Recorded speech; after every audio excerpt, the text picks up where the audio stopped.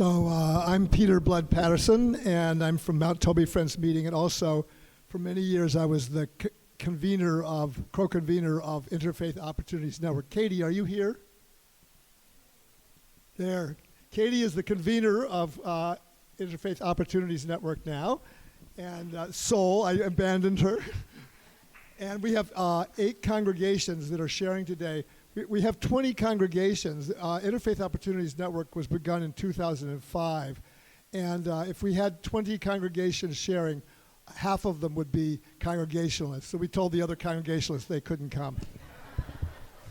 Or at least they couldn't present, because we wanted to have diversity.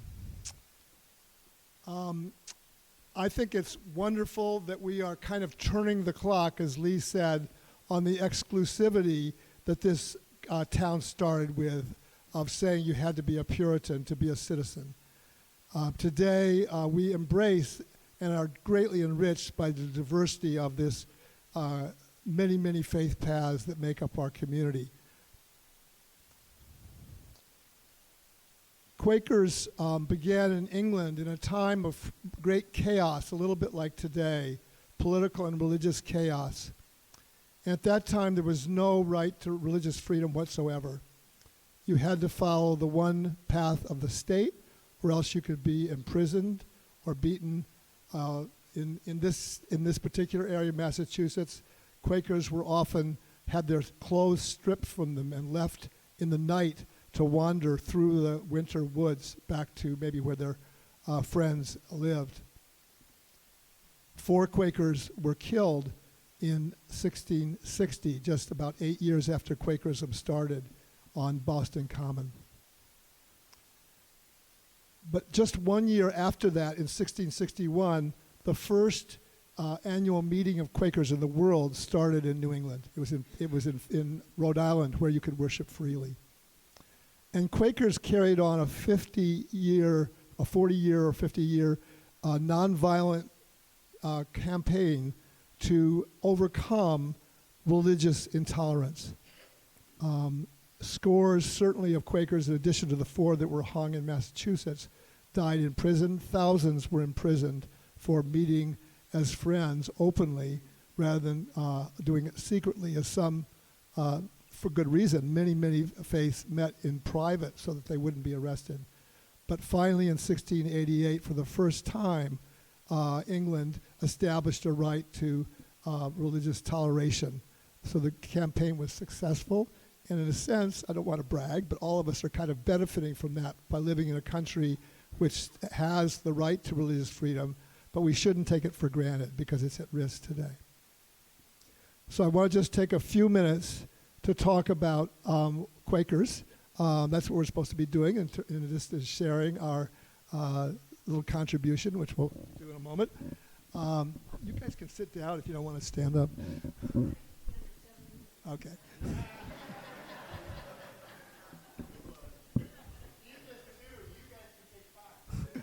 So Quakers were begun with the idea that God can speak in the heart of every person, and it was very explicitly understood by any Quakers that was not only Christians, that was not only Quakers that they spoke through. A Quaker walked all the way to meet the Sultan of Turkey and had meetings with him, and she said, "He is closer to God than many of my countrymen in England, many Christians." And they also recognized God and alive in the Native Americans that they met with in this country. In terms of the valley here, as I said, Quakers started in New England back in 1661, but it took a long time to get to Western Mass. There was a group that started first in Northampton in 1939, and in 1963, a woman who owned a farm down on Long Plain Road, she donated a lot of land to the Quakers, and they built a meeting house down there, which is still there. You guys are welcome to visit sometime if you like. I think that's about enough to say, except that it's a thrill for us to be... Oh, I wanted to say about the song we're going to sing. This is written by 2 English Quakers. It's a part of an oratorio called The Fire and the Hammer, which has been performed many times in England, but I think only twice in this country, both in New England. And this particular song called Wait in the Light is, to me, the most pure example of an attempt to describe Quaker worship. And early Quakers wanted to have worship be led by the Holy Spirit. And they believed that the best way to do that was to begin by silence, by waiting together in silence and letting hearts be knit together one by one in the silence. Then it would be possible for the Holy Spirit to speak through those who were present and not simply to be tangled up in their own thoughts. So the words are here. The chorus will be sung, I think, 3 times. So if you want to join in that wait, wait, wait in the stillness, that's the chorus.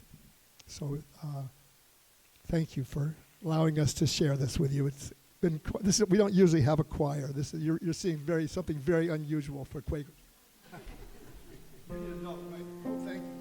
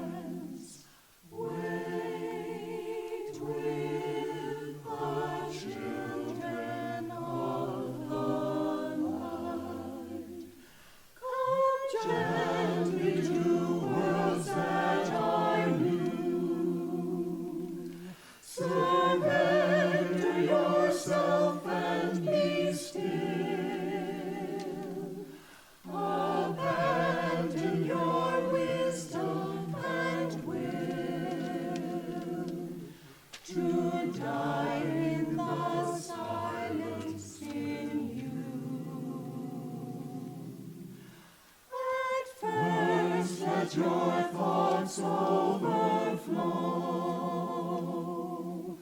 when doubts and distractions persist. Don't struggle and try to resist, but tenderly learn to let go.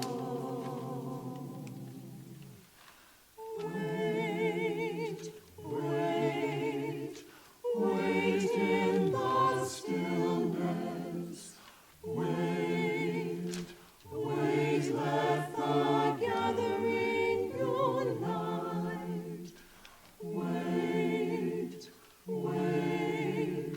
Wait in the silence.